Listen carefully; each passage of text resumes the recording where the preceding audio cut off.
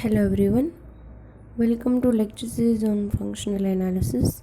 In our last lecture, we have discussed some basic definitions for functional analysis. In this lecture, we are going to uh, start our unit 1 and we'll see the definition of norm-linear space. So let's see the definition of norm-linear space. Here you have give definition of norm-linear space over field K. So for that, take vector space X over K, and a norm on X is a one type of function defined as norm with this X to R. How you can define if I am taking element small x in capital X and applying norm, that is norm of X. Remember this is not modulus, it is norm. So must remember this thing such that this norm is satisfy this for property. First property is norm of X is greater than or equal to 0. This is true for every x in X. Second property is norm of X is 0 if and only if X is 0. Third property is norm of alpha into X is equal to modulus of alpha into norm of X, where alpha in field K and X in vector space X. Fourth property is triangular property, that is norm of X plus Y less than or equal to norm of X plus norm of Y. If this norm is satisfied this fourth property, then I can say that X with this norm is called norm linear space. Again, what is norm linear space?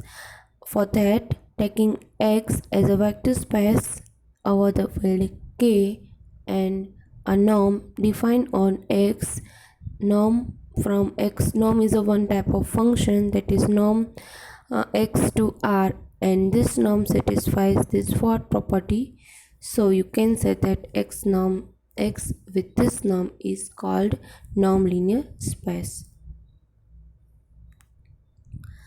One result is given over here, that is let X with this norm be a norm linear space over field K, then matrix D is defined as X cross X to R, defined by D of xy is equal to modulus of norm of X minus Y.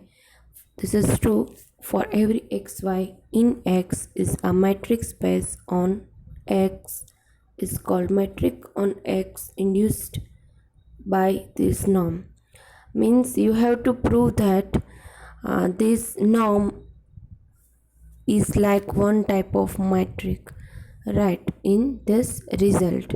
So let's prove. So we have to prove that D is a matrix. For that we have to prove fourth property for matrix.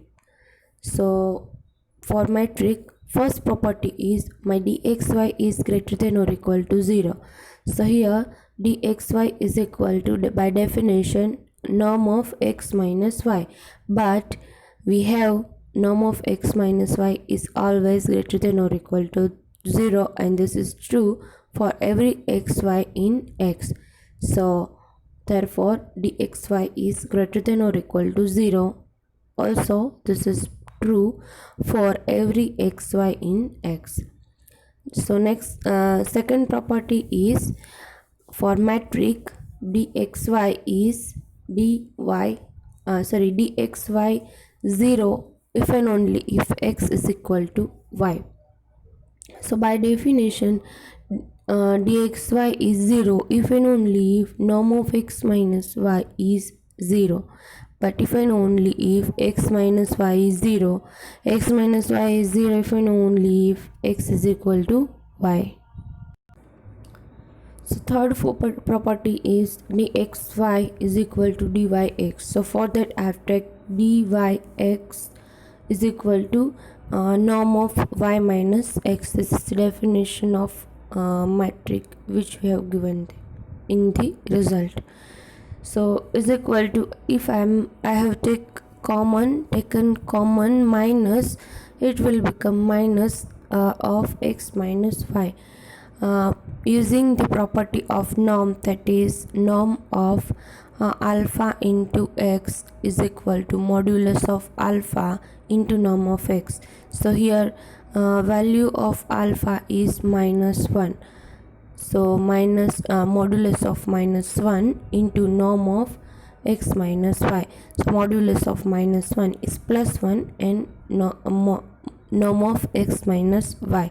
So norm of x minus y is metric dxy, and this is true for every xy in x. Fourth property is triangular inequality, that is dxy is less than or equal to dxz plus dzy. So dxy is equal to norm of x minus y is equal to, here I am adding z and subtracting z, so will become x minus z plus z minus y. Here also using property of norm, I am using all this property of norm. Why? In this result we have given that x and this norm is norm linear space. That's why I am using all the property of norm. So which is less than or equal to norm of x minus z plus norm of z minus y. But by definition norm of x minus z is dxz, plus by definition norm of z minus y is dzy. This is true for every xyz in x.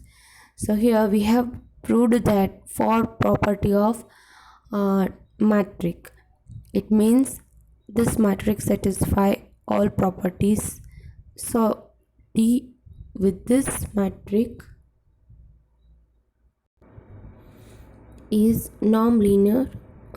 is matrix on X. Next is definition complete matrix space. So first you have taken xd is a matrix space, and we have to say that it is complete matrix space. So if every Cauchy sequence xn, where n is running from 1 to infinity, which is subset of x, converges to some x in x, it means we have given that every epsilon greater than 0 there exists n greater n0 belonging to n, such that dx x and x, which is less than epsilon, dx and x means modulus of xn minus x, which is less than epsilon, and this is true for every n greater than or equal to n0 for some x in x. This definition you have learned in your BSc, right? But here Cauchy sequence, we have to learn Cauchy sequence in norm linear space, right? So what is difference between Cauchy sequence in matrix space and Cauchy sequence in norm linear space? In examination you have to first see what you have asked, right? So let's see Cauchy sequence in a matrix in norm, first in matrix space, then in norm linear space. So xd is a matrix space, a sequence xn where n is equal to 1 to infinity, which is subset of set x, is said to be a Cauchy sequence if given epsilon greater than 0 there exists n0 in n, dx n x m less than 0 less than epsilon for every n m greater than or equal to n0. Here dx n dx m is equal to, you can also write it as in matrix space modulus of xn minus xm less than epsilon, because here we have defined this matrix as modulus of x minus y. So dxn xm is equal to modulus of xn minus xm. So next is Cauchy sequence in a norm-linear space. So for that, let X norm be a norm-linear space over field K, and X n where n running from 1 to infinity, which is subset of X, is said to be a Cauchy sequence in this norm-linear space if Xn where n is running from n to infinity is Cauchy sequence in metric space where D is metric on X induced by this norm. It will imply that norm of Xn minus Xm less than epsilon, and this is true for every nm greater than or equal to n0. So Cauchy sequence in a metric space is what? That if I have a sequence which is subset of X, and I have to say that Cauchy sequence in a metric space if it satisfy modulus of xn minus xm less than epsilon. This is true for every n greater than or equal to n0. This is Cauchy sequence in a metric space. But Cauchy sequence in a norm-linear space is what? That is the first our Cauchy sequence is Cauchy sequence in metric space. Then you have to say that this Cauchy sequence is a norm-linear space. So here you have given some example that RD and CD. Here R is real line. You know that with the real line what is metric, right? And C is a set of complex numbers with D, and you can also know that the complex number and what is the metric defined on complex number. So R complete metric space where D of xy is equal to modulus of x minus y, and this is true for every xy in R or C. Next is set of rational numbers which is Q. Then QD is not complete metric space, because if I am taking Cauchy sequence in Q which are not satisfied some property. Next one is Banach space over K. So first you have take norm linear space X with this norm over field K is said to be a Banach space over K if every Cauchy sequence Xn where n is running from 1 to infinity in X converges to some point small x in capital X in this norm linear space. It means by mathematically given epsilon greater than 0 there exists n0 in n such that norm of x n minus x less than epsilon, and this is true for every small n greater than or equal to n0. Right, this is Banach space over K. If this for Banach space we have to take a norm linear space, and in norm linear space I have to take Cauchy sequence, and this Cauchy sequence is converges into that set only X, right? Any point of that norm linear space. So next one is you have given some lemma and further some result. So let's see statement, that is let alpha and beta greater than or equal to 0 and also small p greater than or equal to 1 and 1 upon p plus 1 upon q is equal to 1, then alpha beta less than or equal to alpha to the power p upon p plus beta to the power q upon q, where p and q are called conjugate exponent, right? that is satisfy one property 1 upon p plus 1 upon q is equal to 1. So you can called p and q are called conjugate exponent. So let's prove this lemma. Proof. For that you have to sum uh, teach new lemma, that is let 0 less than lambda less than 1, then t to the power lambda less than or equal to 1 minus lambda t, lambda plus lambda t, and this is true for all t greater than or equal to 0. Right, we are using this lemma to prove our main lemma. So for that, assume p and q are conjugate exponent, and we have to prove that alpha and beta greater than or equal to 0. First I am taking alpha is 0 or beta is 0. If alpha and or beta one of the 1 0, then we are going through. There is nothing to prove, right? Because alpha is 0. So first in right here this one is 0 and this one is 0. If beta is 0, so 0 and 0, right? So nothing to prove. So for that, assume b greater than 0, beta greater than 0 from above lemma. Substitute here in this lemma, substitute instead of lambda 1 upon p, and instead of t, alpha to the power p and beta to the power minus q. So we get, put here t equal to alpha to the power p into beta to the power minus q, and up rest to lambda. So lambda is equal to 1 upon p.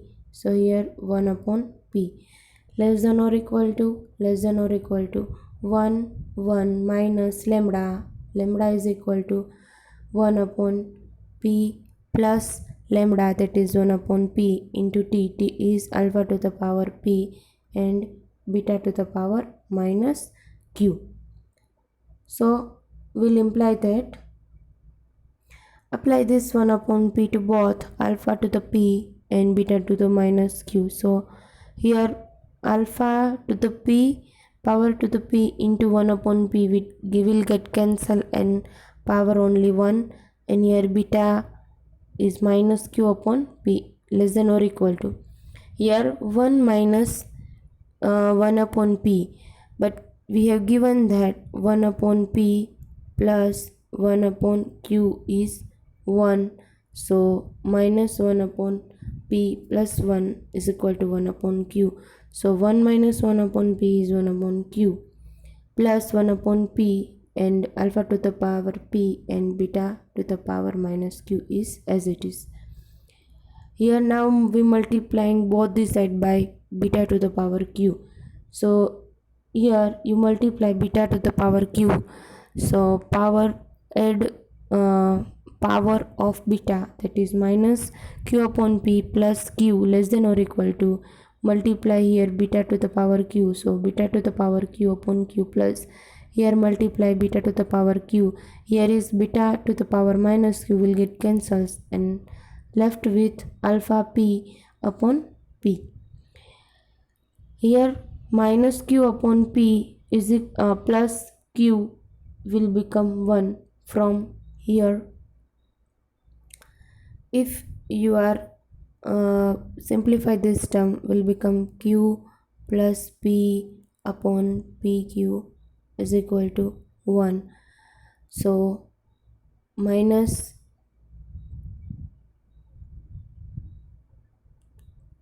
here minus q by p plus q is equal to 1.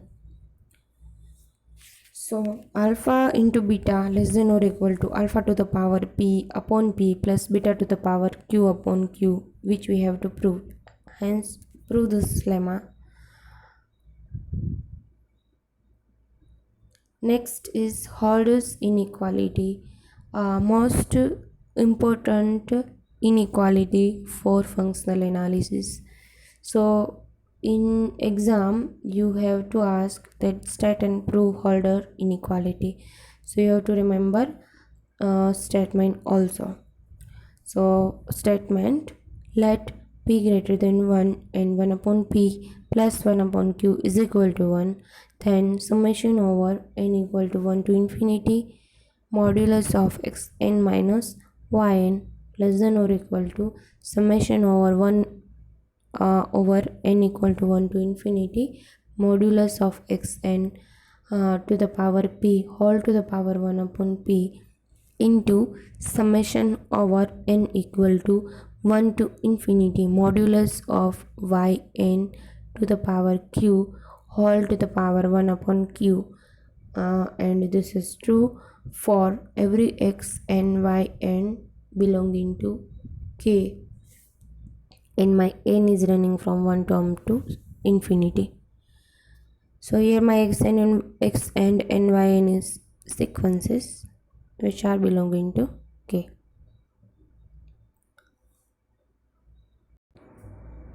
So for proof, let two sequences x and y n belonging to k, and this is true for every n is equal to 1 to up to so on. So case 1, summation over n equal to 1 to infinity modulus of x n to the power p is equal to 1 is equal to summation over n equal to 1 to infinity modulus of y n to the power q. So here I have taken this sequence such as this summation will get 1, right? In case 1 I have take x n and y n belonging to k, such as this summation will get 1. So here modulus of x n into y n less than or equal to modulus of x n into modulus of y n. This is the property of modulus. So using this property we get x n into modulus of x n into modulus of y n, because modulus of x n into modulus of y n less than or equal to modulus of x n to the power p upon p plus modulus of y n to the power q upon q. This is true for every n equal to 1 to infinity, and this is we will write this because by above result, right? Alpha into beta which is less than or equal to alpha to the power p upon p plus beta to the power q upon q. From this result we have written this.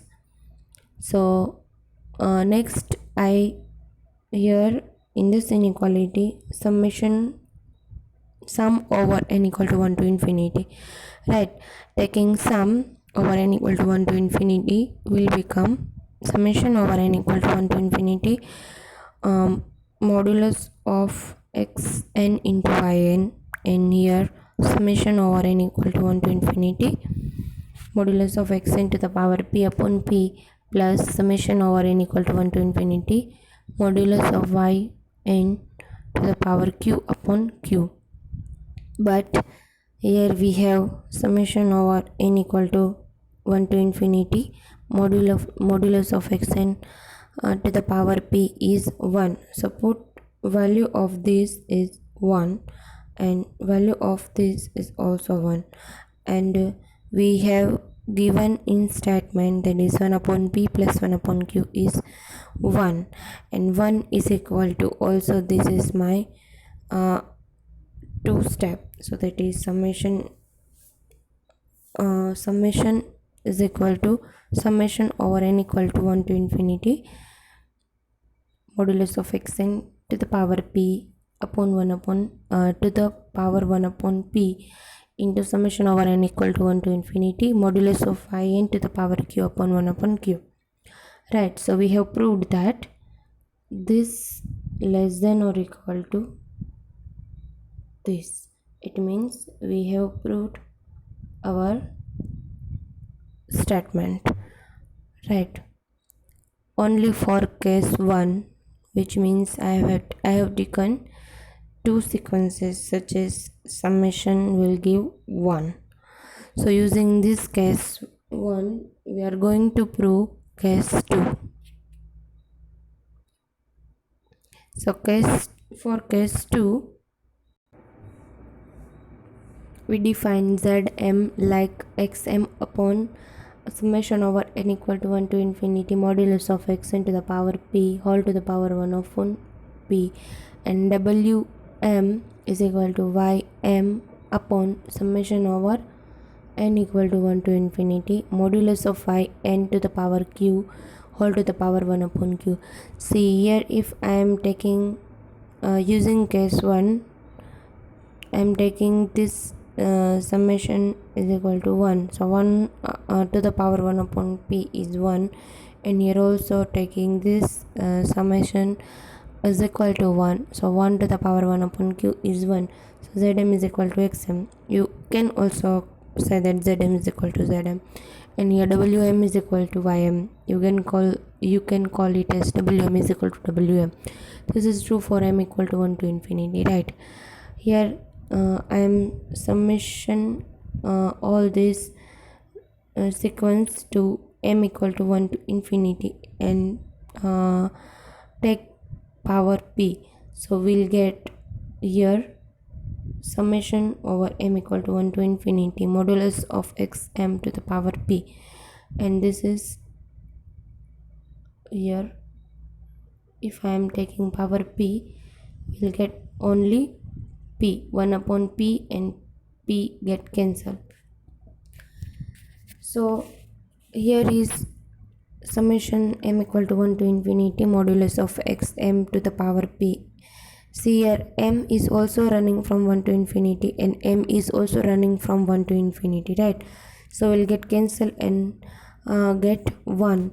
So here summation over m equal to 1 to infinity Wm to the power q is equal to here summation over m equal to 1 to infinity and modulus of ym to the power q. Here my 1 upon q and q get this q get cancelled and will become summation over n equal to 1 to infinity modulus of y n all to the power q. So here also my m is running from 1 to infinity and n is also running from 1 to infinity, will get cancelled and get 1. So by case 1, using case 1, summation over m equal to 1 to infinity Zm into Wm less than or equal to 1, put value of Zm and Wm and less than or equal to 1. So here apply this summation, this xn and this yn. This is our running summation over n equal to 1 to infinity and n equal to, so free from this m, so you can write it as separate denominator and you can take this term to here, so multiply 1 by 1 will get this term, right? So finally we get summation over m equal to 1 to infinity modulus of x m into ym less than or equal to summation over n equal to 1 to infinity modulus of x n to the power p upon 1 upon raised to 1 upon p into summation over n equal to 1 to infinity modulus of yn raised to q whole to the power 1 upon q. So if you are going to take here m instead of n instead of m, so there is nothing any problem, right? So you can take n equal to 1 to infinity summation and into modulus xn into yn less than or equal to this property. So we have proved this property. This order inequality is most important for your exam concern, so please take it and try to solve this property, right? Thank you.